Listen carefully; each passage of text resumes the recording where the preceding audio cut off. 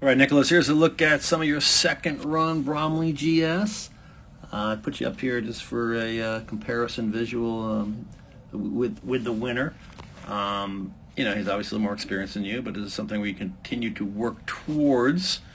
The good news is this year, since you've joined us, we've got your stance a little wider. We're rolling the skis up further on edge. We're carving better.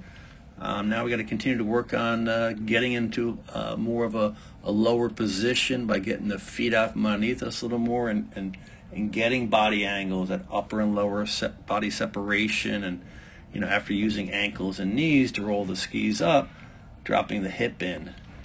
You can see his position there is obviously a lot lower than what you're going to look like right here. So we just have to now the same gait with him.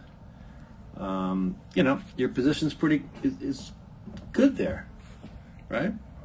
Perfect, stance, wider feet. We rolled them up. We just need to have that more upper and lower body separation and getting bigger angles. We do the a lot of slopey drills, and we got to incorporate that into your skiing. Oops. So again, coming through here. Now he's in more of a driving position. He's trying to take this down the hill. He's looking for speed. He's got a little better angle. He's able to put a little more weight on that outside ski because of that, those body angles. He can get more balance over the outside ski, and the ski comes around quicker. Yours is a much longer turn. We can see he finishes his turn. He's in the transition, above the gate, and you're going to be down really, you can see right there, a little bit, above, meaning I can see him, his whole body visually from here. He's above this blue, and you can see where you are, kind of, below it, from looking up. In other words, so what does that mean? Well, longer line. You're traveling more distance, which is obviously slower. At this stage, you have to go more across the hill than he did. He was more diagonally because he finished a little higher. So all that makes him faster and takes more time for you.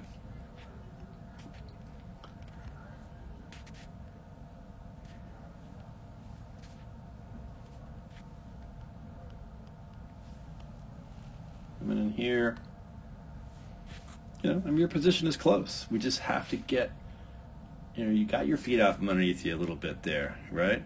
We just have to drop that hip in, right? By dropping the hip in and really pressing on that outside ski. I mean, you got to really push against it hard. You got to roll it up to a high edge up angle platform and push hard against that ski to bend it. That's what we're trying to do, bend the ski.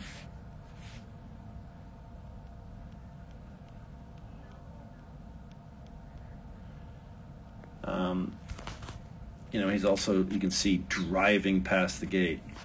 I mean, he's trying to really take it down the hill. You can see your position is, a little bit just sort of on your heels, just coming by with your hands at your sides. He didn't hit this gate. You don't need to hit him. But you need to be driving your hands forward past the gate. Right? And then we're going to actually widen them a little bit in the transition for balance, and then drive them forward again.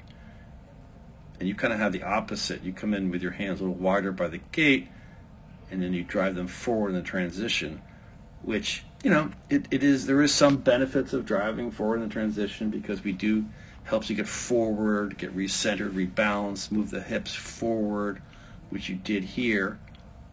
But we do have to drive them, they should be wide right now, and then driving past the gate. But looking at you're in the front of the boot, you got ankle flexion, you got your hips forward. There's some good stuff going on.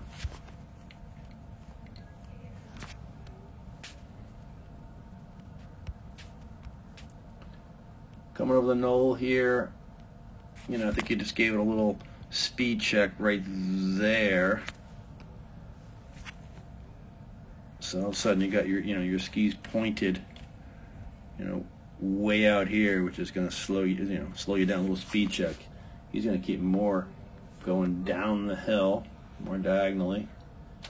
You never had him pointed out towards the woods, and he just keeps sending it down the hill.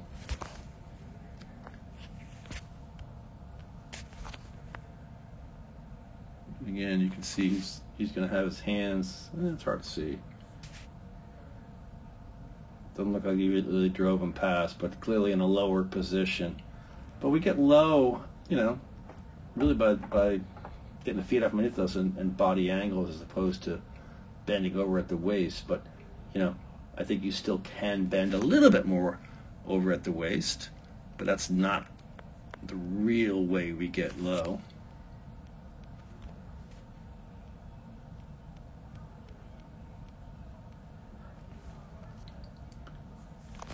You know, it's going to be more the body angles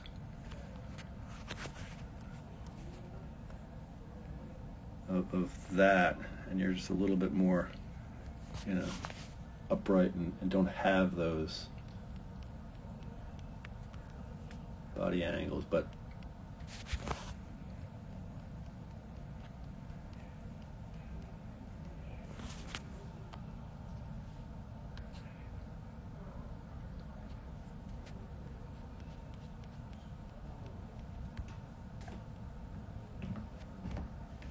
you know, tough gait in here for sure. You know, this one, fall away.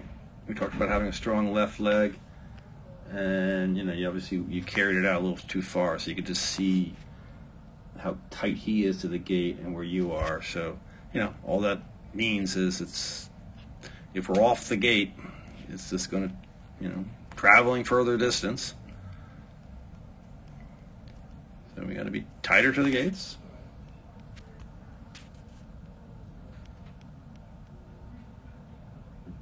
And we need those kind of angles that he's got going on.